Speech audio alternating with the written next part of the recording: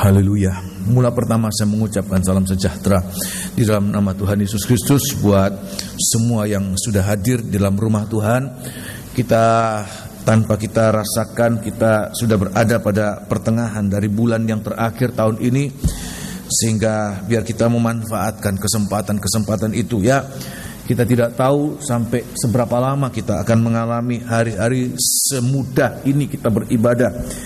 Dan kalau kita sudah menggunakan, kalaupun datang waktu-waktu yang sukar, maka kita tidak pernah menyesal, tetapi kita sudah bersyukur kalau hari-hari ini sudah kita manfaatkan dengan sungguh-sungguh ya.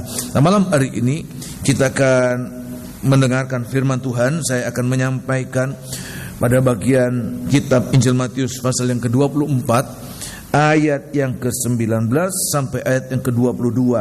Kita sudah pernah membaca ayat-ayat ini, tetapi tidak masalah kita akan membaca berulang-ulang kali, sebab ada banyak kali kita belum mengerti pada saat pembacaan pertama.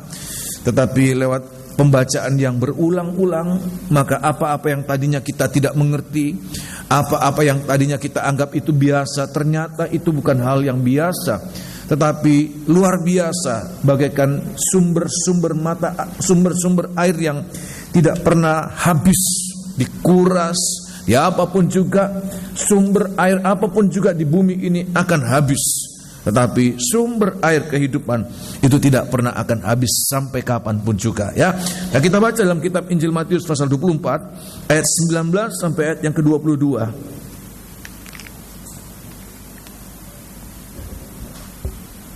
Celakalah ibu-ibu yang sedang hamil atau yang menyusukan bayi pada masa itu. Berdoalah supaya waktu kamu melarikan diri itu jangan jatuh pada musim dingin dan jangan pada hari Sabat. Sebab pada masa itu akan terjadi siksaan yang dahsyat seperti yang belum pernah terjadi sejak awal dunia sampai sekarang, dan yang tidak akan terjadi lagi. Ya, ayat 22. Dan sekiranya waktu yang tidak dipersingkat, sekiranya waktunya tidak dipersingkat, dari segala yang hidup tidak akan ada yang selamat. Ya. Akan tetapi oleh karena orang-orang pilihan, waktu itu akan dipersingkat. Terima kasih ya. Jadi inilah situasi atau keadaan di mana Tuhan katakan jangan sampai kita alami, yaitu pada saat Antikris menguasai seluruh dunia, maka orang itu bagaikan seorang ibu yang hamil, yang hanya mengandung untuk perkara-perkara yang baik, punya kerinduan, punya angan-angan, punya rencana untuk sesuatu yang baik, tetapi tidak pernah diwujudkan dalam wujud yang nyata ya. Punya kerinduan untuk berkorban, untuk bekerja di ladang Tuhan, untuk melayani Tuhan, untuk apapun juga, tetapi itu hanya sebatas pada kerinduan dan rencana. Oleh sebab itu di hari-hari ini kita harus segera mewujudkan apa yang sudah Tuhan taruhkan dalam hati kita, supaya kita tidak berhutang, tetapi kita merasa ada kelegaan sampai Tuhan datang. Di saat Tuhan datang, kita boleh mempersembahkan apa yang sudah menjadi kerinduan itu, dan kita sudah wujudkan sebagai buah tangan. Tadi ada lagu mengatakan, tidak dengan tangan yang hampa kita akan menghadap hadirat Tuhan, tetapi ada sesuatu, hasil karya kita selama kita hidup di bumi, kita persembahkan kepada Tuhan. Ini kita harus bergumul di hari-hari ini ya. Sebab apa? Sebab ayat mengatakan hari-hari itu merupakan hari-hari yang paling dahsyat. Pada ayat yang ke-21 disebutkan ada siksaan yang begitu dahsyat, sehingga disebutkan tidak pernah terjadi dalam sejarah umat manusia dan tidak pernah akan terjadi lagi.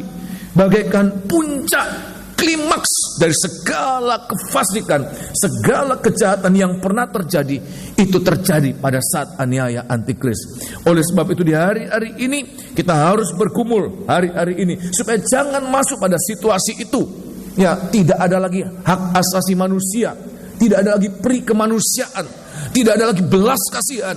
Benar-benar kalau terjadi penyiksaan, aniaya, itu sangat mengerikan, di luar batas kemanusiaan yang pernah kita mengerti dalam hari-hari ini. Oleh sebab itu, biar kita mau sungguh-sungguh. Nah, malam hari ini, siang hari ini, saya akan sampaikan apa disebutkan, kenapa disebutkan bahwa hari itu adalah hari yang sangat dahsyat, penyiksaan yang sangat dahsyat. tidak pernah terjadi dan tidak pernah akan terjadi lagi. Kenapa itu sampai terjadi? Siapa yang melakukan itu? Itu adalah pekerjaan setan di dalam bentuk manusia. Setan dalam wujud manusia, itulah antikris. Terjemahan lama menggunakan istilah si Dajjal.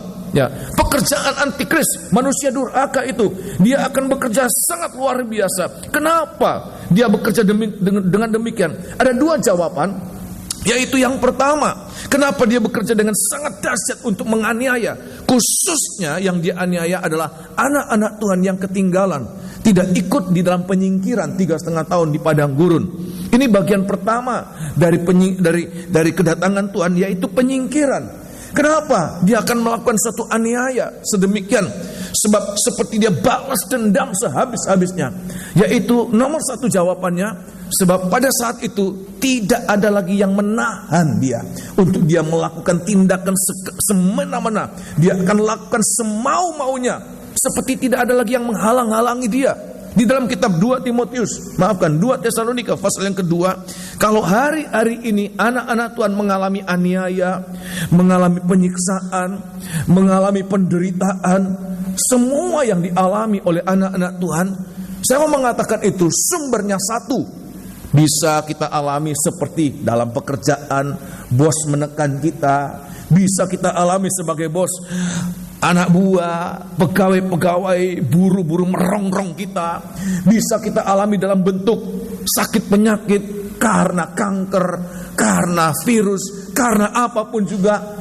Kita bisa mengalami masa-masa sulit karena situasi dalam rumah tangga, karena apapun juga. Tetapi semua itu, dibalik semua itu, sumber semuanya itu adalah iblis.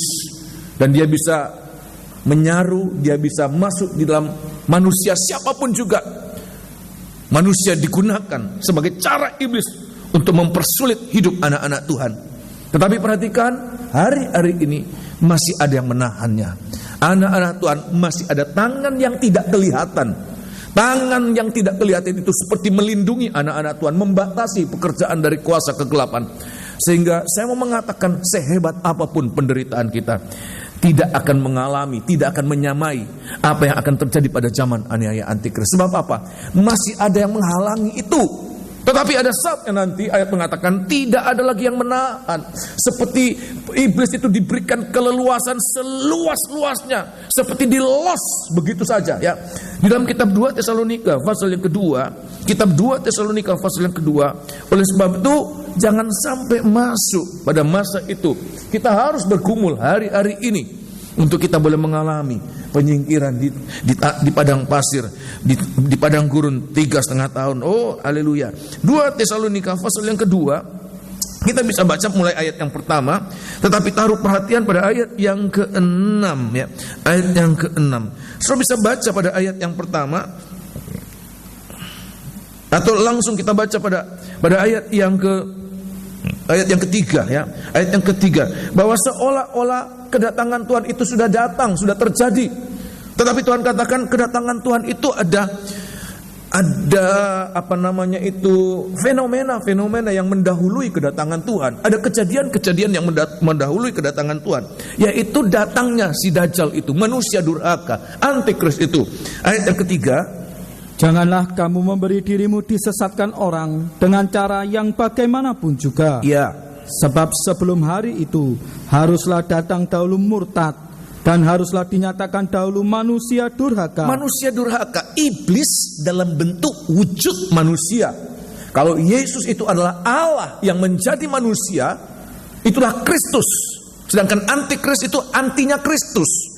Iblis dalam wujud manusia. Ya. Teruskan, yang harus binasa, ya, yaitu lawan yang meninggikan diri di atas segala yang disebut atau yang disembah sebagai Allah. Ya. Bahkan ia duduk di bait Allah, ya, dan mau menyatakan diri sebagai Allah. Ya. Tidakkah kamu ingat, perhatikan, bahwa hal itu telah kerap kali kukatakan kepadamu, ya, ketika aku masih bersama-sama dengan kamu? Jadi 2000 tahun yang lalu Rasul Paulus sudah berulang-ulang kali menasihatkan kepada jemaat-jemaat di Tesalonika bahwa akan datang waktu yang sukar, zaman aniaya antikris itu akan menguasai seluruh dunia. Dan ayat mengatakan, ayat yang ke-6, Dan sekarang kamu tahu apa yang menahan dia, sehingga ia baru akan menyatakan diri pada waktu yang telah ditentukan baginya. Dia seperti mau muncul, tetapi ada tangan yang menahan dia. Itulah tangan Tuhan yang belum mengizinkan, tetapi ada waktunya nanti tangan itu akan diangkat dan dia akan muncul dengan begitu bebas, tidak ada lagi penghalang. Ayat yang selanjutnya, ayat yang ke-7. Karena secara rahasia kedurhakaan telah mulai bekerja. Jadi perhatikan, walaupun Antikris itu belum terang-terangan menyatakan dirinya, tetapi proses munculnya Antikris sedang terjadi dan sudah terjadi. Jadi Antikris itu tidak tiba-tiba muncul tanpa proses. Semua yang terjadi di dunia ini ada prosesnya. Memang belum kelihatan sebab ada tangan yang menahan dia, tetapi di bawah tanah ini dia sedang bekerja begitu rupa, menyusun kekuatan, menyusun strategi untuk waktu yang tepat di mana saat tangan itu diambil, dia akan muncul. Terus kan? Tetapi sekarang masih ada yang menahan. Sebentar, ayat yang ke-7. Karena secara rahasia kedurhakaan telah mulai bekerja. Tetapi sekarang masih ada yang menahan. Kalau yang menahannya itu telah disingkirkan. Tetapi kalau yang menahannya itu disingkirkan, pada waktu itulah si pendurhaka baru akan menyatakan dirinya. Tetapi Tuhan Yesus akan membunuhnya dengan nafas mulutnya dan akan memusnahkannya kalau ia datang kembali. Ayat yang ke-9. Kedatangan si pendurhaka itu adalah pekerjaan iblis, dan akan disertai rupa-rupa perbuatan ajaib, tanda-tanda dan mujizat-mujizat palsu, dengan rupa-rupa tipu daya jahat terhadap orang-orang yang harus binasa, karena mereka tidak menerima dan mengasihi kebenaran yang dapat menyelamatkan mereka. Terima kasih. Ayat mengatakan nanti, sebelum Antikristus muncul, mungkin situasi dunia akan sangat-sangat sulit dalam ekonomi, dalam keamanan, dalam kestabilan. Stabilitas akan terganggu. Mungkin dilalui dengan konflik antar regional, negara-negara tetangga akan berselisih. Kalau kita lihat hari-hari ini, Rusia, Ukraina, yaitu negara-negara yang bertetangga, mulai konflik di mana-mana, Korea Utara, Korea Selatan. Kita lihat bagaimana itu terjadi dan seolah-olah kestabilan internasional akan sangat terganggu dan akan ada waktunya semuanya itu seperti tidak terkendali. Dan ayat mengatakan akan muncul seperti seorang penyelamat. Dia akan nanti meredam semuanya itu sehingga seolah-olah dia menjadi juru selamat semu. Tetapi perhatikan, ayat mengatakan semua itu hanya tipu muslihat, hanya akal-akalan yang dari iblis belaka. Untuk apa? Manusia, dunia akan masuk pada zaman yang lebih sukar lagi, lebih sulit lagi, di mana ayat mengatakan iblis berkuasa sepenuh-penuhnya. Kenapa? Sebab yang menahan itu sudah diangkat dan dia berkuasa dengan seluas-luasnya. Oleh sebab itu di hari-hari ini kita harus menggunakan kesempatan-kesempatan yang ada. Kalaupun hari-hari ini kita mengalami kesulitan, maka yakinkan kesulitan yang kita alami masih dalam batas-batas yang dapat kita tanggung. Sudah percaya demikian, amin? Kesulitan sehebat apapun juga, mungkin saya merasakan Tuhan, saya tidak pernah mengalami kekurangan seperti hari-hari ini. Tapi yakin bahwa kekurangan yang kita alami itu masih dalam batas-batas yang dapat kita tanggung. Sebab ada dua macam penderitaan hari-hari ini, semua itu masih dalam batas-batas yang dapat kita tanggung. Dan satu perkara yang harus kita mengerti, bahwa Tuhan tidak pernah membiarkan kita. Tuhan itu senantiasa menyertai kita. Sebab apa? Tuhan tidak ingin kita habis binasa. Saya ingin perlihatkan contohnya siapa? Yaitu Ayub. Dalam perjanjian lama, Ayub mengalami dua keadaan sekaligus. Dia mengalami cobaan, tetapi juga dia mengalami ujian. Kenapa saya katakan Ayub mengalami cobaan? Cobaan itu adalah segala sesuatu yang kita alami. Kenapa? Seperti Tuhan izinkan, Tuhan biarkan. Tetapi walaupun Tuhan biarkan, Tuhan izinkan kita mengalami cobaan itu, bukan datang dari Tuhan. Bukan Tuhan yang mencobai, bukan Tuhan yang mendatangkan penyakit, Tuhan yang mendatangkan kebangkrutan, Tuhan yang mendatangkan kesulitan, bukan. Tetapi Tuhan izinkan itu terjadi. Kenapa? Ada hal-hal yang tidak berkenan kepada Tuhan. Ada karakter-karakter daging Sebab kitab Yakobus mengatakan, dari mana datangnya pencobaan? Dari daging yang ada dalam kehidupan kita. Sehingga demi penyucian anak-anak Tuhan, Tuhan izinkan itu demi kita terlepas dari situasi daging itu. Tuhan izinkan itu untuk membuat cara kita mengalami seperti kita diproses, dilepaskan. Mungkin kalau hanya firman saja, sebenarnya firman itu tidak kurang kuat. Tapi seringkali kita terlalu bebal untuk mempertahankan. Sebab mungkin ada mengandung keuntungan, kesenangan dan lain sebagainya. Tuhan izinkan mengalami itu. Supaya apa? Supaya daging itu dilepaskan. Kalau kita sadar, maka ayat mengatakan Tuhan izinkan kita mengalami kelegaan.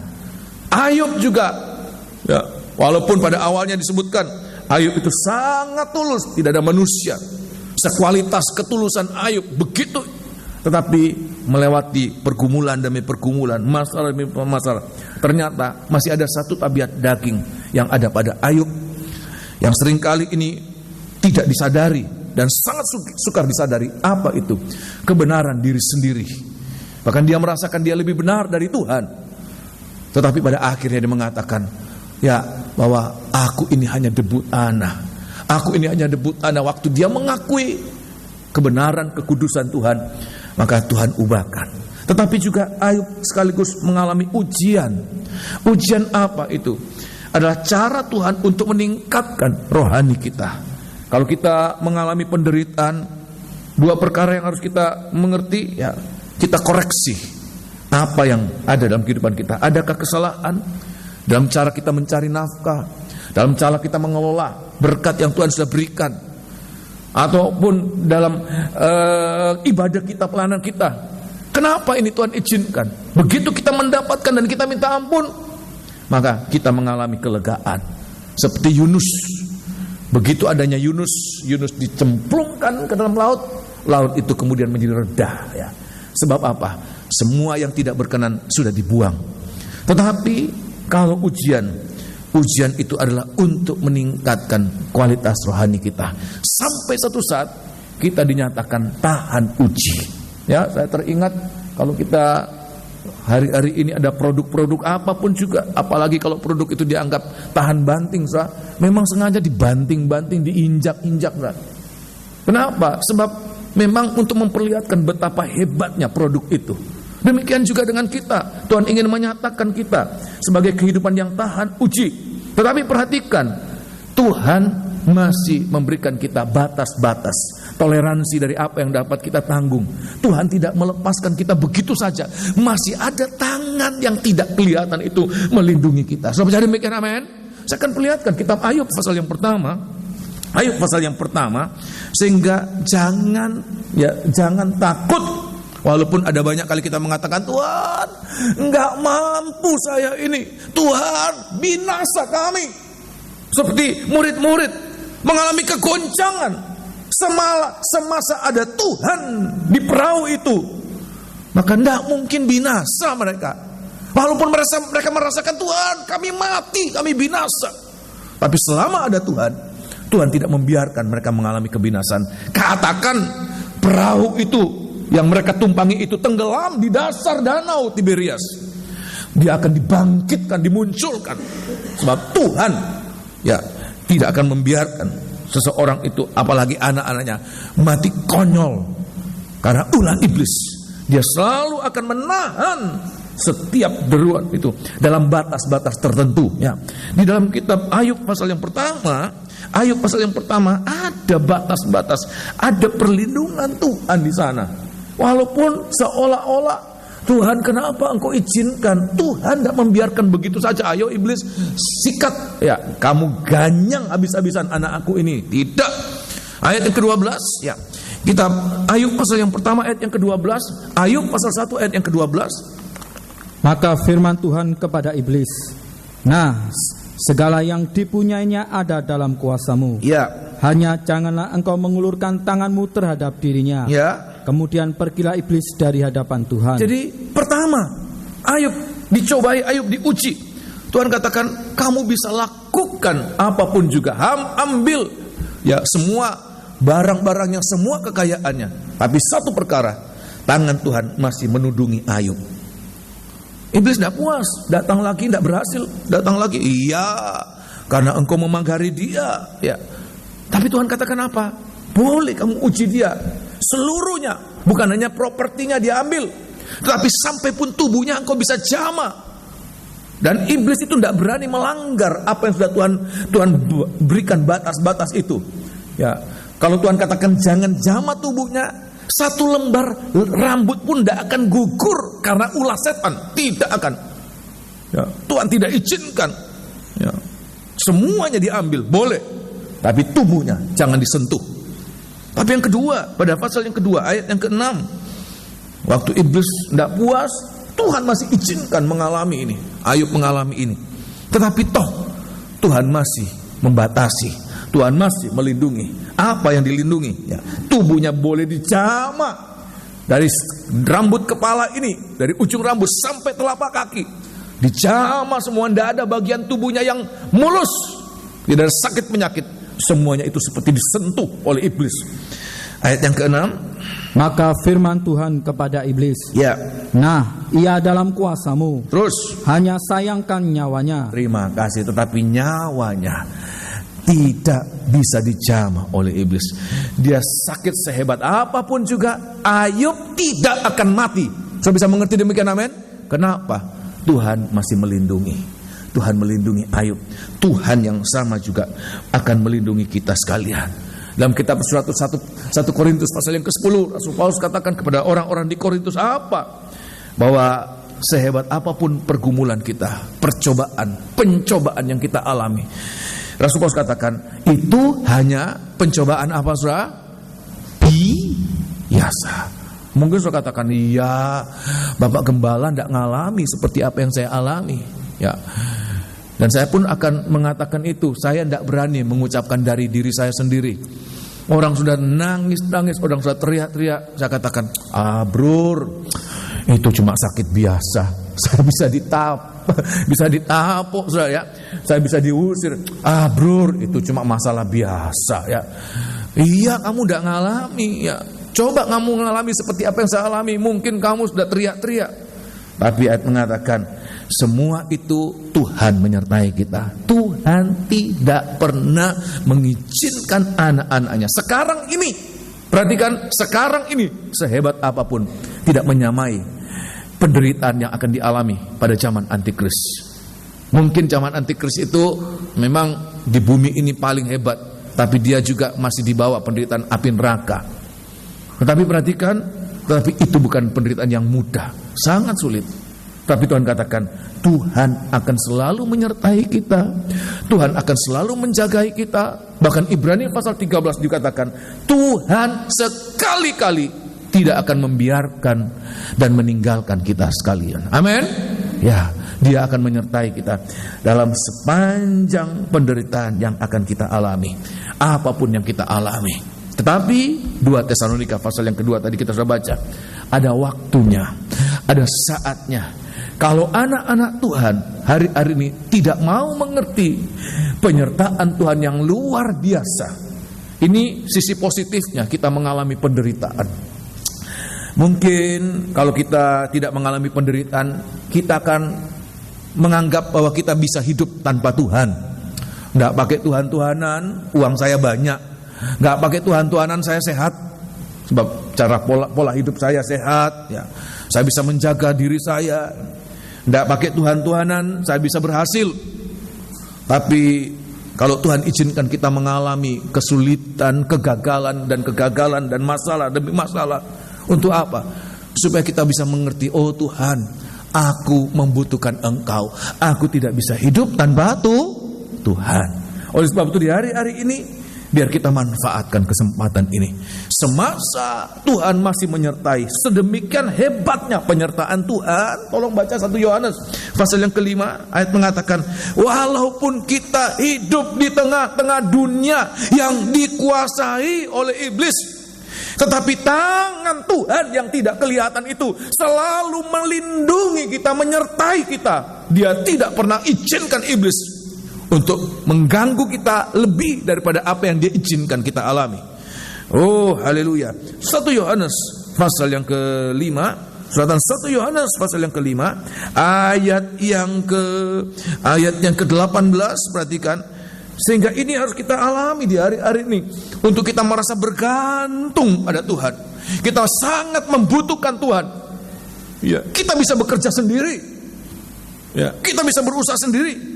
Tapi dalam Mazmur mengatakan semuanya akan sia-sia. Walaupun kita berusaha tanpa penyertaan Tuhan, semuanya sia-sia belaka. Oh, sia-sia. Ayat yang ke-18. Kita tahu bahwa setiap orang yang lahir dari Allah tidak berbuat dosa, tetapi dia yang lahir dari Allah melindunginya. Ya. Dan si jahat tidak dapat menjamahnya. Ya, si jahat itu tidak bisa menjamah. Kenapa? Ada yang menahan. Terus ayat yang ke-19. Kita tahu ya, bahwa kita berasal dari Allah, ya, dan seluruh dunia berada di bawah kuasa si jahat. Ya. Akan tetapi kita tahu bahwa anak Allah telah datang dan telah mengaruniakan pengertian kepada kita, supaya kita mengenal yang benar, dan kita ada di dalam yang benar, di dalam anaknya Yesus Kristus. Dia adalah Allah yang benar dan hidup yang kekal. Terima kasih. Oleh sebab itu di hari-hari ini yang Tuhan ingin kita alami dalam hari-hari ini. Jangan pernah mengalami atau merasakan tetap bisa hidup tanpa Tuhan. Tapi hari-hari ini selalu kita membutuhkan Tuhan. Sebab tanpa Tuhan, Nabi Yohanes, kitab Yohanes, Rasul Yohanes menuliskan, tanpa Tuhan, ini perkataan Tuhan, kita tidak dapat berbuat apa-apa. Kita tidak dapat menghasilkan sesuatu, kita tidak dapat melindungi diri kita sendiri. Sebab siapa kita dibandingkan dengan iblis, dibandingkan dengan antikris, dibandingkan dengan nabi palsu? Manusia itu bukan apa-apanya, bukan lawan tanding yang seimbang. Tetapi kalau kita bersama dengan Tuhan, maka dia katakan, siapa yang dapat melawan kita? Dia akan melindungi kita, dia tidak membiarkan kita, tetapi melindungi begitu sempurna. Walaupun dalam batas-batas tertentu dia izinkan iblis menyusahkan kita, iblis menggodai kita, dengan satu tujuan, untuk kita mengalami menjadi kehidupan yang lebih baik. Sudah bisa mengerti demikian, amin? Ya, ini harus kita mengerti ya. Tetapi ini penting, kalau kita tidak memanfaatkan kesempatan-kesempatan, kesusahan, kesulitan, apapun juga itu, walaupun dalam penyertaan Tuhan, maka orang-orang itu pasti dapat dipastikan dia nanti akan mengalami. Nanti satu saat dunia ini akan seperti dilepas kepada iblis, dilepas kepada antikris, untuk dibuat semena-mena semua maunya dia. Kalau itu terjadi, benar-benar merupakan masa penderitaan yang sangat dahsyat. Oleh sebab itu di hari-hari ini gunakan kesempatan ya. Kenapa iblis membuat masa zaman antikris itu begitu dahsyat? Sebab dia mendapatkan kesempatan yang sangat luas untuk menganiaya anak-anak Tuhan. Yang kedua, jawaban yang kedua pada ayat yang ke-12, pasal yang kita Wahyu pasal 12, Wahyu 12 ayat yang ke-12. Jawaban yang kedua, kenapa iblis begitu manfaatkan waktu yang ada untuk menganiaya anak-anak Tuhan, khususnya pada zaman antikris itu, di mana tangan Tuhan itu seperti diangkat. Ya, dunia diserahkan. Kita Wahyu pasal 11 ayat mengatakan bahkan bait Allah itu dibiarkan diinjak-injak bangsa kafir. Bait Allah itu seperti dikotori, dianiaya oleh bangsa-bangsa kafir. Ya. Nah, pasal yang ke-12 ayat yang ke-12 kitab Wahyu, tolong baca. Jawaban yang kedua, sebab pada saat itu ya iblis memanfaatkan waktu dengan sangat efisien, efektif ya. Dia gunakan setiap waktu itu demi menghasilkan kehancuran, kejatuhan anak-anak Tuhan ya. Ayat yang ke-12, karena itu bersukacitalah, hai sorga dan hai kamu sekalian yang diam di dalamnya. Celakalah kamu, hai bumi dan laut. Perhatikan, bumi dan laut, sorga dan bumi, sorga itu dan semua orang yang diam di sorga, ini orang-orang yang hidup rohani hari-hari ini. Ayat mengatakan akan mengalami sukacita. Sebaliknya, bumi dan laut, ini siapa bumi dan laut ini? Orang-orang yang hidupnya cara duniawi ini, orang-orang yang terikat pada perkara-perkara bumi ini, perkara-perkara yang fana ini, seperti mereka itu pasir di laut melekat di bumi ini. Perhatikan. Celakalah kamu hai bumi dan laut. Ya. Karena iblis telah turun kepadamu dalam geramnya yang dahsyat. Karena ia tahu bahwa waktunya sudah singkat. Sebab waktunya sudah singkat. Ya. Iblis itu datang dengan geram yang dahsyat. Ya. Ini suatu pelipat gandaan, ini penekan-nekanan. Iblis itu tidak marah saja, bunuh. Ya. Apalagi ini dia marah, ya. Dia marah, bukan hanya marah biasa, tapi marah geram dahsyat lagi ini. Ini seperti pangkat 3 ini ya. Dia geram, marah dahsyat itu. Kenapa? Sebab ayat mengatakan, sebab dia tahu waktunya sudah singkat. Dengan waktu yang singkat, dengan waktu yang sedikit itu, dia gunakan sehabis-habisnya. Kalau boleh, semua bintang-bintang di langit itu roboh, runtuh. Ya. Kalau boleh, semua anak-anak Tuhan itu menyangkal Tuhan. Pada zaman itu, kalau boleh, semua, siapapun juga, jangan ada yang selamat. Ya, ini target dari iblis. Jangan ada pun yang tersisa satu pun. Tidak ada yang tersisa, semuanya hancur binasa. Semuanya binasa bersama dengan dia. Oleh sebab itu, perhatikan, demi untuk menyelamatkan umatnya, demi menyelamatkan orang-orang pilihan. Bagian yang kedua, apa yang dilakukan oleh Tuhan? Maka Tuhan mempersingkat waktu. Tuhan mempersingkat waktu. Sebab apa? Sebab kalau hari itu tidak disingkat, kalau hari itu tidak dibatasi, maka sudah dapat dipastikan tidak ada seorang pun dari yang bernyawa akan selamat. Semuanya akan sampai pada penyangkalan. Karena begitu beratnya, begitu hebatnya penderitaan yang dia alami, tidak ada seorang pun yang akan selamat. Setinggi apapun rohani manusia, sebab masih hidup dalam tubuh daging ini, dalam keterbatasan, sudah dapat dipastikan. Alkitab mengatakan tidak ada yang selamat. Tuhan Yesus sendiri mengatakan tidak ada yang selamat dari semua yang hidup. Oleh sebab itu, cara Tuhan menolong, walaupun tangannya diangkat, tapi Tuhan tetap berusaha untuk menolong. Yaitu apa? Dengan mempersingkat waktu aniaya antikris. Tidak boleh lebih, dibatasi. Nah, dalam kitab Wahyu ada menggunakan istilah 3,5 tahun, 1 masa, 2 masa, dan setengah masa, itu sama dengan 3,5 tahun. Juga menggunakan istilah 42 bulan, sama itu. Juga menggunakan istilah 1260 hari, itu waktu yang sama. Ya, mungkin saya tidak tahu, mungkin 3,5 tahun itu bukan tahun kalender seperti yang kita alami, sangat mungkin bisa terjadi demikian.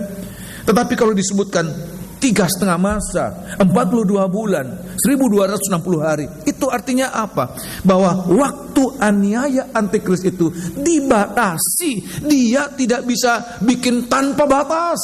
Sebab kalau tanpa batas, nggak ada yang selamat. Bagaimana mungkin orang bisa selamat walaupun dia rohani, tapi kalau mengalami seperti Tuhan, biarkan mereka mengalami itu. Ya, kenapa engkau biarkan? Mereka akan kecewa dan menolak Tuhan. Oleh sebab itu, waktu Tuhan berbicara tentang penderitaan, Tuhan itu sangat hati-hati kepada murid-murid. Supaya apa? Jangan kamu kecewa dan menolak aku. Jangan kamu kecewa dan menolak aku. Oleh sebab itu di hari-hari ini, nah ini, Tuhan mempersingkat waktunya. Kitab Wahyu, kitab Injil Matius pasal 20 itu, pasal 24 ayat 21 itu, Tuhan mempersingkat waktunya ayat 22 itu. Kenapa? Sebab itu adalah nomor 1 cara Tuhan untuk membatasi ruang gerak dari iblis. Tuhan tidak mau anaknya itu kemudian, hamba-hambanya itu kemudian menyangkal. Oleh sebab itu demi untuk menyelamatkan, dia batasi waktu itu. Tetapi bagi kita di hari-hari ini, Tuhan membatasi waktu itu, juga memberikan kita kesempatan. Untuk apa, saudara? Untuk kita boleh mengalami dengan waktu yang terbatas itu, kita mengejar apa-apa yang masih ketinggalan. Saudara bisa mengerti demikian, amin? Amin, saudara sih? Ya, coba saudara jahit baju, saudara. Ini paling gampang, saudara. Ini yang paling gampang. Saudara bawa bahan, pergi tukang jahitnya. Pak, ini saya kasih bahan celana, bahan baju. Bapak tolong jahitkan ya seada waktunya Bapak gitu. Kalau Bapak ada waktu ya silakan Bapak bikin. Kira-kira saya mau tanya ya, bisa berapa lama Saudara? Ya 1 tahun mungkin, 2 tahun mungkin, ya nggak selesai. Sebab apa? Seperti nggak dibatasi waktunya. Ya kalau Bapak lagi mood ya silakan garap. Salah saya itu ya. Sedangkan sudah dibatasi, Pak nanti tanggal 14 ya tolong selesai ya. Sampai 14, maaf Bu belum jadi ya, tanggal 20 juga belum jadi tanggal. Nah itulah sifat tabiat manusia. Oleh sebab itu waktu itu harus dipersingkat, waktu itu harus dibatasi buat iblis untuk melindungi anak-anak Tuhan supaya dia tidak menganiaya ya sehebat apapun sehingga anak-anak Tuhan tidak kemudian binasa. Tapi bagi kita ini waktu dipersingkat untuk apa? Supaya kita bisa dengan sangat bijak memanfaatkan waktu-waktu yang singkat itu. Amin. Terima kasih. Bisa mengerti demikian, amin. Ya kalau kita kerja sukanya kita, ya kita santai-santai, kita pelan-pelan. Tapi kalau sudah dibatasi waktunya singkat loh ini, kita akan berpikir keras untuk apa? Supaya dengan waktu yang singkat itu bisa menyelesaikan apa yang ditugaskan buat kita. Oleh sebab itu ini kerinduan Tuhan buat kita. Manfaatkan waktu yang ada itu. Manfaatkan kesempatan yang ada. Masa hidup kita, saya mau mengatakan, masa hidup kita ini di bumi ini bukan tanpa batas. Bukan tanpa batas. Masa hidup kita ini terbatas, sangat terbatas. Saya mau mengatakan sangat terbatas. Oleh sebab itu Alkitab mengajar kita supaya kita bisa menyadari bahwa masa hidup kita terbatas di bumi ini. Sering-sering datang kemana Saudara? Kita pengkhotbah mengatakan sering-sering datang kemana Saudara? Ya, kemana? Melayat orang apa Saudara? Mati. Kalau kita sering melayat orang mati, ya pengkhotbah pasal 7 mengatakan di dalam rumah duka kita bisa melihat bahwa masa hidup manusia itu sangat-sangat terbatas. Oh, mati juga. Dan batasnya ada banyak kali kita tidak tahu. Tidak ada waktu tertentu. Manusia hidup 100 tahun, 80 tahun, 70 tahun, 60 tahun, 50 tahun. Bagi setiap manusia itu seperti batas itunya sangat ya luas rentangnya. Ada anak yang baru lahir mati, ada yang 12 tahun mati, ada yang 20 tahun mati, ada yang berapapun bisa mati. Tapi satu perkara kita harus mengerti. Ya, kita pengkhotbah mengatakan dalam setiap kita datang dalam setiap rumah duka, kita kemudian seperti disadarkan untuk apa?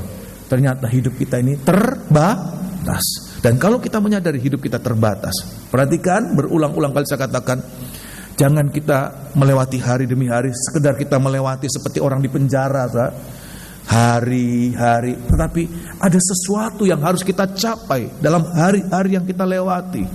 Jangan kita hanya sekedar menghabiskan waktu, melewati waktu, tidak. Tetapi dalam setiap waktu yang kita, 1 hari, 1 minggu, biar kita ada target secara rohani, secara jasmani. Saya tahu kita punya target semuanya. Sekolah, ya SMP harus 3 tahun. Kalau boleh ya 2 tahun setengah, 2 tahun kalau boleh ya. Kuliah 4 tahun paling lama. Nah, kalau tidak dibatasi, kasihan orang tua. Bayar terus sampai 12 tahun, sampai 20 tahun, nggak selesai.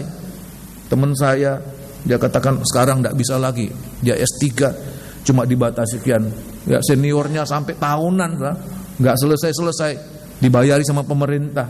Sekarang nggak boleh lagi, ada batasnya, ya, ada batasnya. Untuk apa? Supaya kita manfaatkan waktu yang ada dengan sebaik-baiknya. Oleh sebab itu Rasul Paulus katakan di dalam kitab Filipi pasal yang ketiga, oh haleluya, Filipi pasal yang ketiga, dengan waktu yang ada ini gunakan. Ada sesuatu yang kita capai. Jangan hanya sekedar melayani, ya, tapi dari tahun ke tahun seperti tidak mengalami peningkatan. Tetapi kita boleh merasakan Tuhan, ya, dan peningkatan itu jangan terpaku pada parameter-parameter yang dapat dilihat oleh mata, dapat dilihat oleh mata, dapat diukur oleh ukuran-ukuran manusia. Sebab itu semua tidak berpengaruh dalam keselamatan.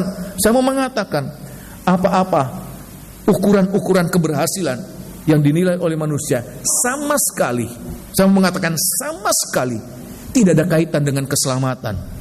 Saya berani mengatakan itu sebab kitab Wahyu pasal 2 pasal 3. Pada saat orang mengatakan ini luar biasa kaya, Tuhan katakan miskin. Pada saat orang mengatakan ini hidup, Tuhan katakan mati. Tetapi pada saat orang mengatakan kasihan, lemah, teraniaya, justru Tuhan katakan terus engkau sudah pada jalur yang tepat, setia sampai mati. Engkau adalah kehidupan yang layak menerima kemuliaan pada saat Tuhan datang kembali. Oleh sebab itu, jangan kita kemudian menilai target-target itu secara ukuran-ukuran manusia. Rasul Paulus selalu mengatakan itu. Kami tidak menilai dengan ukuran manusia. Oleh sebab itu kita harus hari-hari ini jujur dengan Tuhan. Kita harus jujur dengan Tuhan. Apa yang dapat kita raih dalam masa hidup yang terbatas ini? Secara jasmani ada peningkatan secara jasmani. Dan setiap kali kita meningkat, ya, kita boleh bersyukur, terima kasih Tuhan. Saya dulu loh begitu. Tapi sekarang puji Tuhan, saya boleh mengalami, saya bisa tahan, saya bisa sabar, saya bisa lebih baik, lebih arif lagi di hari-hari ini. Ini yang harus kita mengerti dalam hari-hari ini. Untuk waktu yang terbatas, ya. Di dalam kitab Filipi pasal yang ketiga, suratan Filipi pasal yang ketiga, ayat yang ke-12 sampai 14. Filipi pasal 3 ayat 12 sampai 14, ya.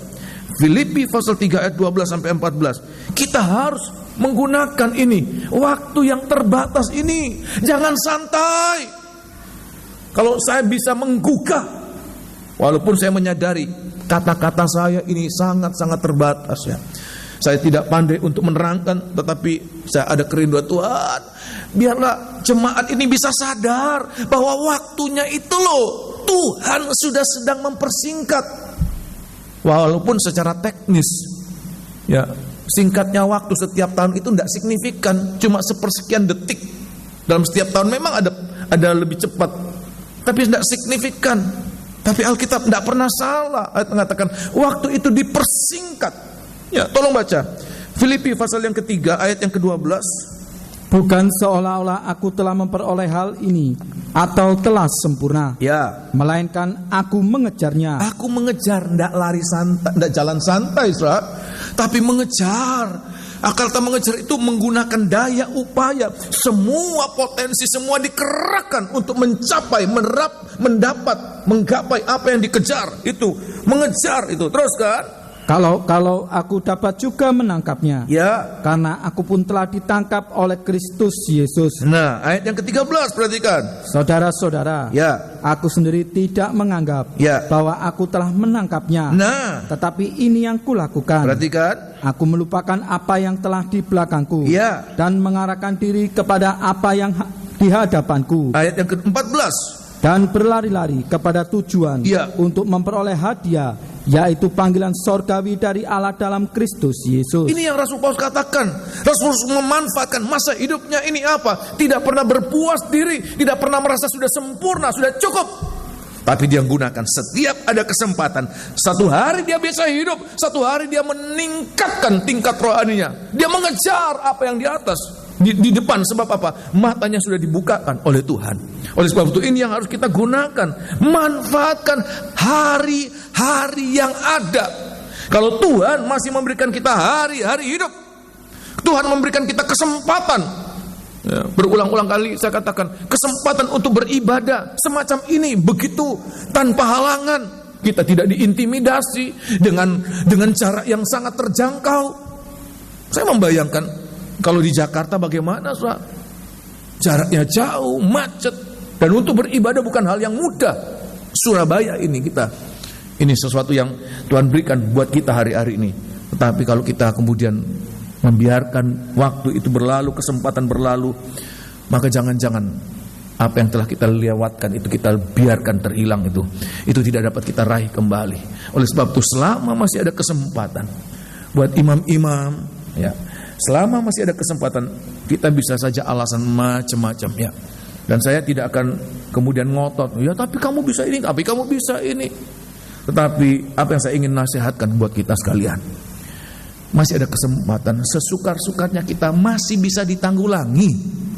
Sebab seringkali bukan masalah terlalu besar halangan, kita sendiri sudah ada kerinduan, ada keinginan untuk menanggulangi masalah. Kalau itu datang dari kita, masa kesempatan itu ya tidak akan ada pertolongan dari Tuhan.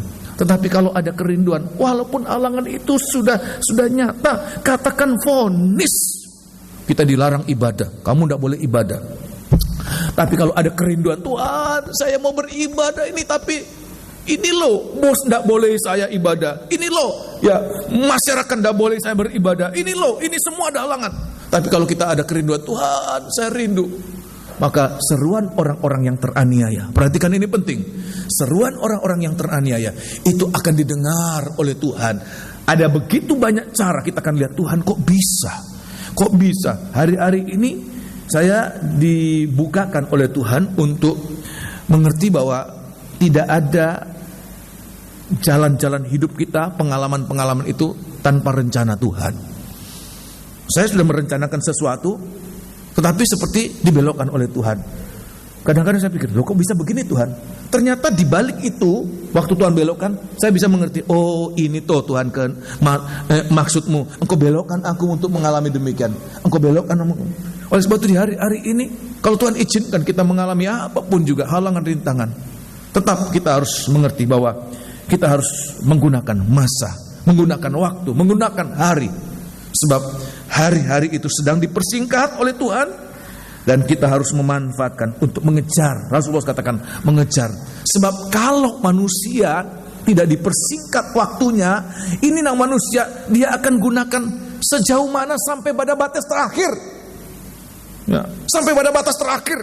Oleh sebab itu, coba lihat aja ya di sekolah-sekolah, kalau ujian, kalau apa tugas-tugas, kalau dikasih 3 bulan, ya 3 bulan kalau baru selesai. Tapi kalau dikasih 1 bulan ya 1 bulan bisa selesai. Ya mungkin kalau dibilang 1 hari pun selesai. Ya. Tapi kalau dibilang 1 tahun, baru 1 tahun baru selesai. Oleh sebab itu di hari-hari ini Tuhan mau membuka mata kita bahwa waktu-waktu itu sangat-sangat berharga. Waktu hidup kita sangat berharga. Kita harus menggunakan. Apalagi kalau kita menyadari, ya Tuhan masih banyak kekurangan saya. Bagaimana kalau waktu hidupku habis? Habis kenapa? Karena saya buang sia-sia. Saya tidak manfaatkan waktu yang ada itu. Tapi kalau kita menyadari, ya Tuhan, kalau waktuku tiba, kalau waktu itu habis, saya tidak ada penyesalan. Kenapa? Saya sudah memanfaatkan waktu hidup itu.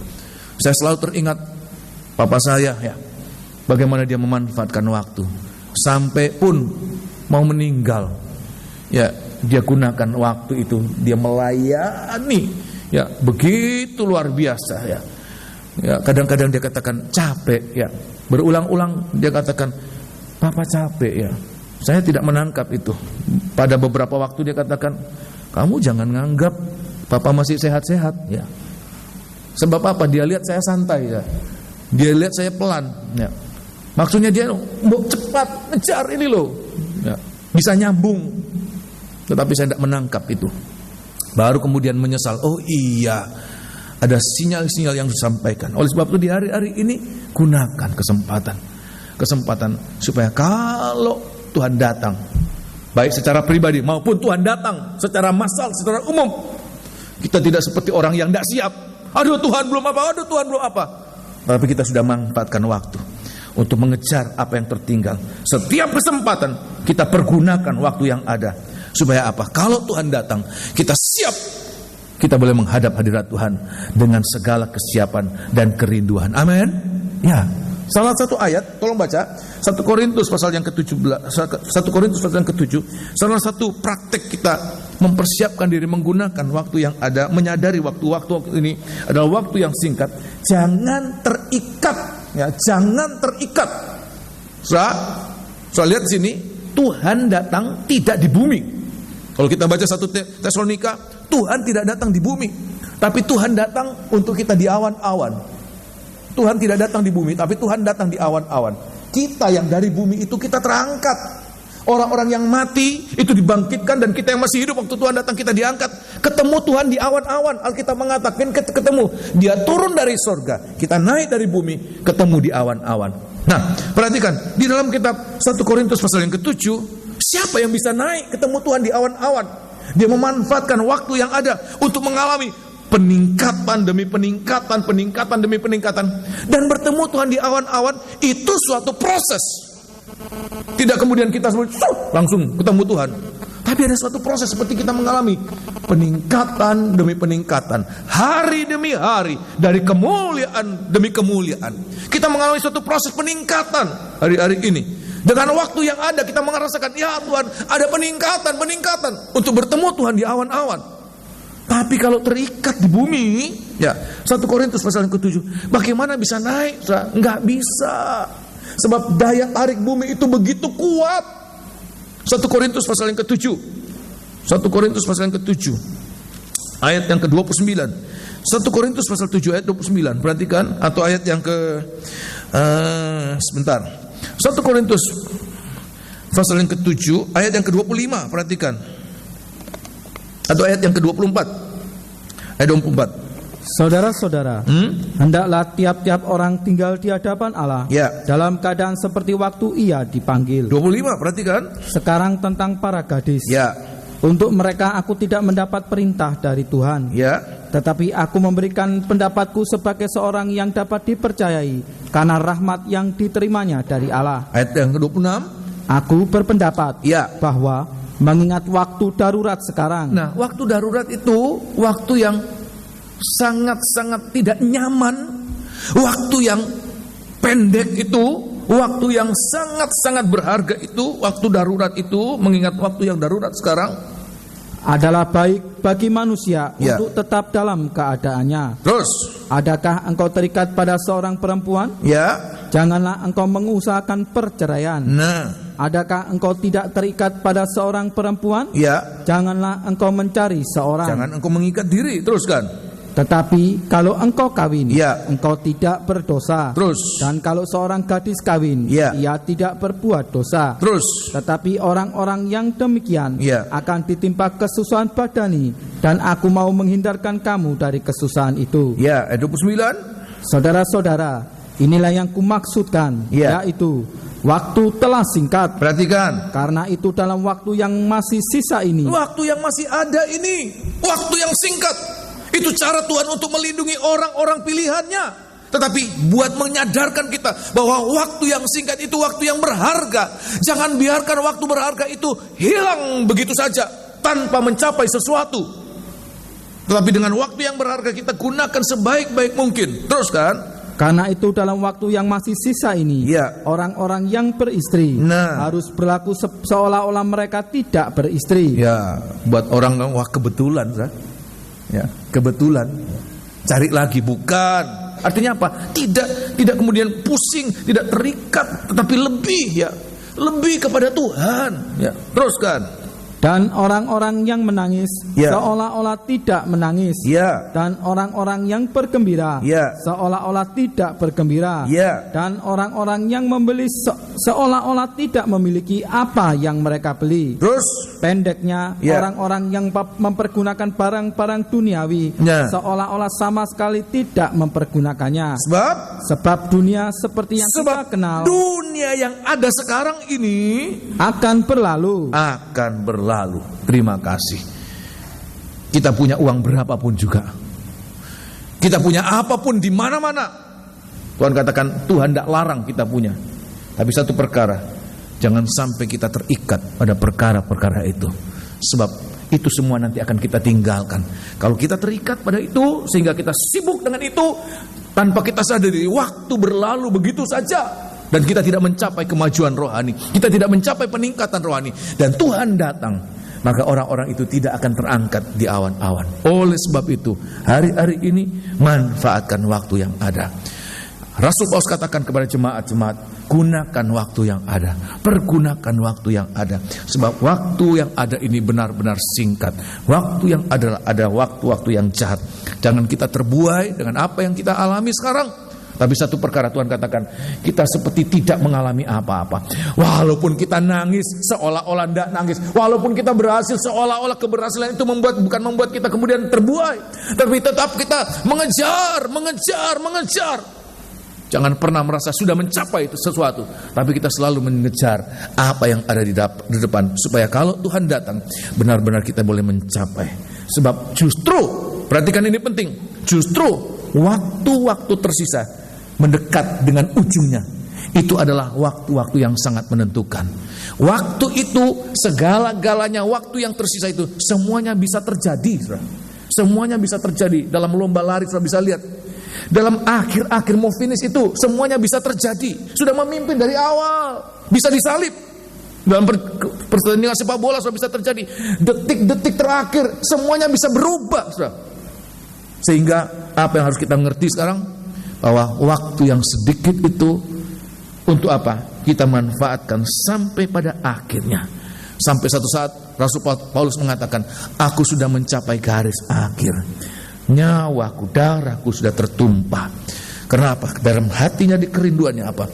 Dia selalu merindukan supaya aku bisa mencapai garis akhir. Dengan waktu yang ada, aku bisa menuntaskan. Tuhan berikan kita yang paling berharga dalam hidup kita ini. Tuhan memberikan apa? Tuhan memberikan kita waktu, kesempatan. Kesempatan untuk bertobat, kesempatan untuk selamat, kesempatan untuk mengalami berjumpa dengan Tuhan. Gunakan waktu yang ada itu supaya kita tidak mengalami penyesalan pada akhirnya, ya. Jadi waktu itu dipersingkat oleh Tuhan. Sampai saat demikian, amin. Dan poin yang ketiga, ya, siapa yang mengalami ini? Kenapa Tuhan mempersingkat waktunya? Ya, kenapa? Yaitu demi orang-orang pilihannya. Demi orang-orang pilihannya, ya. Siapa orang-orang pilihan itu? Yaitu orang-orang yang benar, orang-orang yang kudus, orang-orang yang sempurna. Saya mau mengatakan ini, saudara, mereka yang masuk dalam aniaya antikris itu bukan orang Kristen sembarang, saudara. Mereka yang dianiaya antikris itu bukan orang-orang Kristen KTP, saudara. Bukan orang yang tidak sungguh-sungguh. Sebab orang yang tidak sungguh-sungguh yang berada masih hidup pada zaman antikris, mereka tidak dianiaya antikris. Justru mereka yang menganiaya anak-anak Tuhan. Mereka akan menjadi bagian dari antikris. Sehingga siapa yang dianiaya itu bukan orang biasa, itu orang-orang pilihan. Dalam kitab Wahyu pasal yang ke-9 kita lihat, ya, siapa mereka? Mereka punya firman Allah. Mereka punya kesaksian Kristus. Pada firman Allah dan kesaksian itu kekuatan kita. Itu bagaikan dua sayap burung nasar. Tetapi ada kekurangan, ya. Kitab kitab Wahyu pasal yang ke-6, Wahyu pasal yang ke-6, Wahyu pasal yang ke-6 ayat yang ke-9 ini Rasul Yohanes melihat mereka ini orang-orang yang dipancung ini, orang-orang dibunuh pada zaman aniaya antikris, dan juga orang-orang yang mati pada zaman sebelumnya. Ayat yang ke-9, perhatikan. Dan ketika anak domba itu membuka meterai yang kelima, ya, aku melihat di bawah mezbah jiwa-jiwa mereka yang telah dibunuh, ya, oleh karena firman Allah. Oleh karena firman Allah, perhatikan. Dan oleh karena kesaksian yang mereka miliki. Terima kasih. Jadi kita lihat, punya firman Allah, punya kesaksian. Ini bukan orang main-main, ini orang pilihan. Sehingga semoga kita bisa mengerti. Coba kita mengukur, dibandingkan dengan mereka yang mati pada zaman itu. Coba bandingkan, bagaimana dengan kehidupan kita? Sudahkah kita berani mengatakan, saya punya firman Allah, saya punya kesaksian? Sedangkan orang yang punya kesaksian dan firman Allah, tetapi belum memuncak pada penyembahan sesuai dengan ukuran Tuhan. Kita Wahyu pasal yang ke-11, masih Tuhan izinkan masuk dalam aniaya antikris. Kalau kita kemudian mengatakan, Tuhan, firman Allah kadang ada, kadang hilang, ya, kadang ingat, kadang lupa. Banyaknya lupanya daripada ingatnya. Kesaksian bukan kesaksian yang baik yang ada, tetapi kesaksian yang tidak baik. Bagaimana kita mungkin mengalami luput dari zaman ini? Oleh sebab itu di hari-hari ini, kalau kita mengerti bahwa untuk terbang ke padang gurun, mengalami pengungsian, penyingkiran, itu hanya orang-orang pilihan. Bahkan orang-orang yang tertinggal itu merupakan orang-orang pilihan. Maka kita harus mengerti Tuhan, hari-hari ini kita harus bergumul benar-benar. Hari-hari ini, tolong baca satu ayat ya.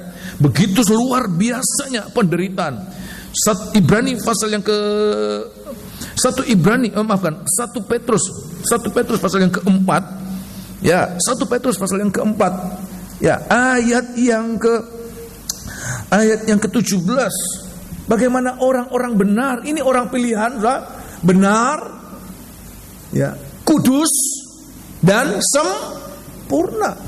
Ya, kalau kita kadang-kadang tidak benar, itu belum sampai pada pilihan. Orang-orang pilihan itu kebenarannya itu sudah teruji, kebenaran dalam perkataannya, kebenaran dalam tindakannya, kebenaran dalam pikirannya, kebenaran dalam hatinya.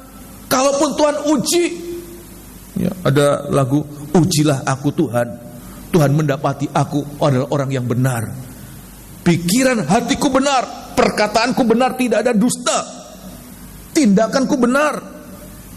Coba kita lihat bagaimana kriteria, ya, syarat itu begitu luar biasa, berat, dan kita kemudian enteng, seolah-olah masuk surga itu gampang, ya, seolah-olah masuk surga itu santai-santai masuk surga.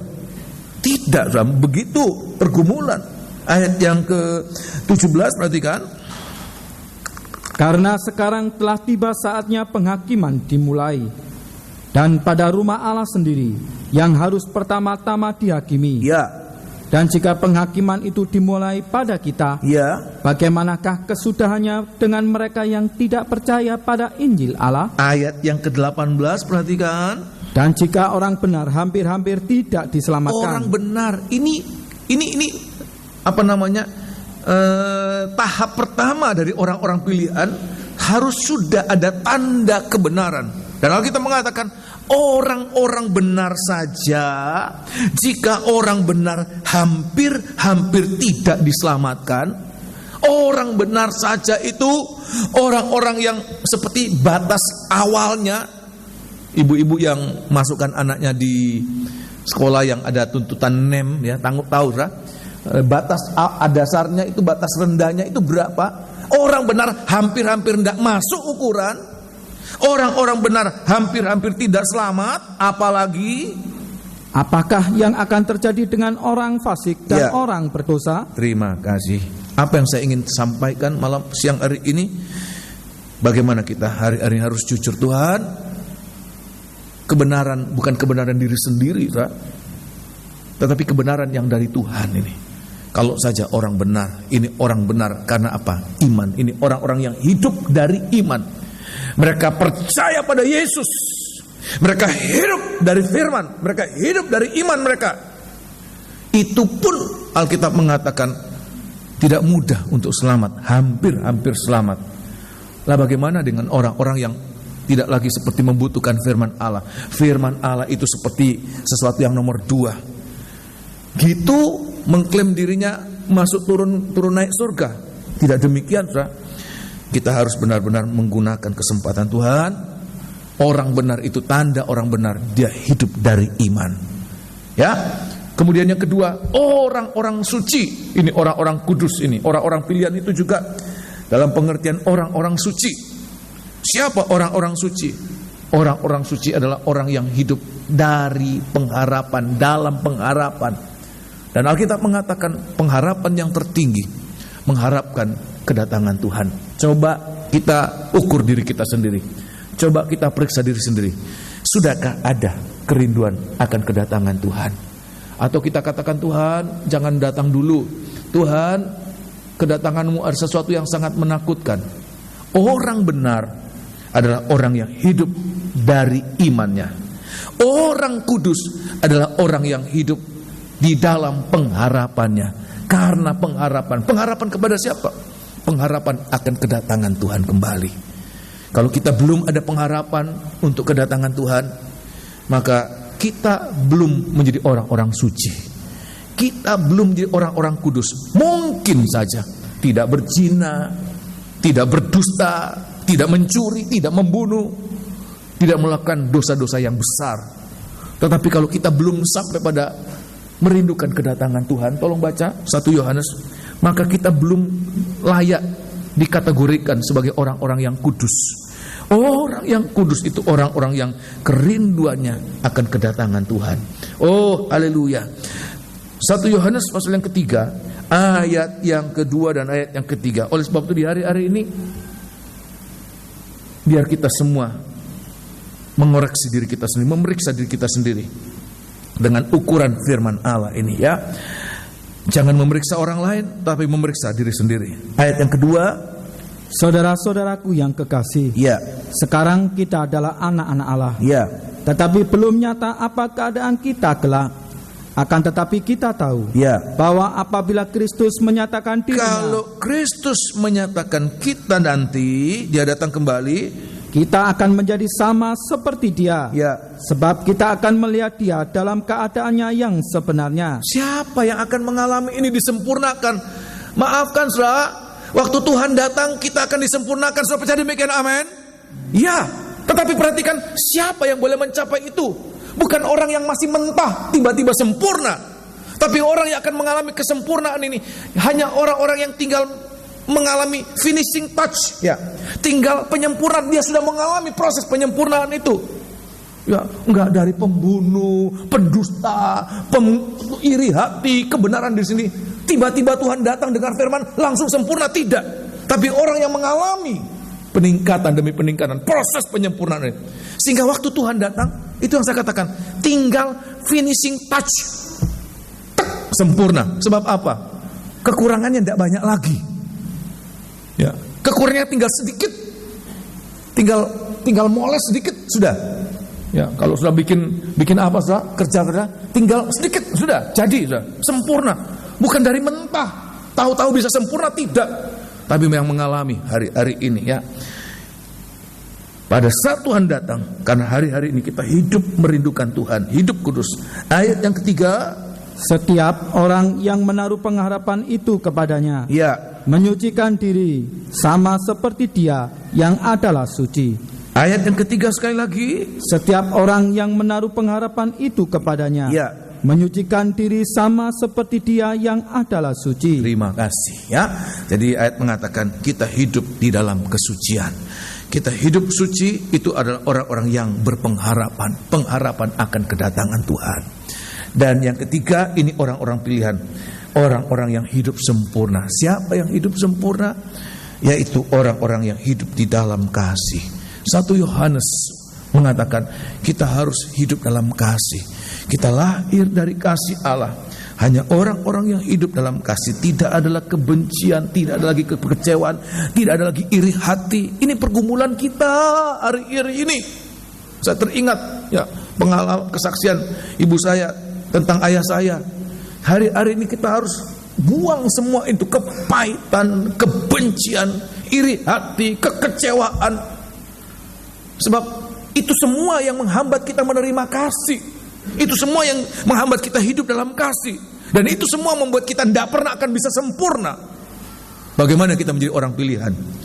Tetapi hari-hari ini kita hidup dari iman, kita hidup dalam pengharapan, kita hidup di dalam kasih. Maka apapun yang kita alami, perhatikan, Tuhan akan membela kita habis-habisan, mati-matian. Tuhan akan membela kita untuk kita tidak terganggu keselamatan kita, tapi keselamatan kita akan menjadi kepastian, jaminan kepastian apapun yang terjadi dengan dunia. Maka orang-orang pilihan itu akan mendapat prioritas perlindungan Tuhan, penjagaan Tuhan, mata Tuhan, perhatian Tuhan akan melihat kita untuk melindungi kita apapun yang akan kita alami dalam hari-hari hidup kita ini ya. Inilah firman Tuhan buat kita. Semoga kita bisa mengerti, menjadi orang-orang pilihan adalah orang-orang yang hidup di dalam kasih, pengharapan, dan di dalam iman. Kita bangkit berdiri, kita akan nyanyikan satu lagu.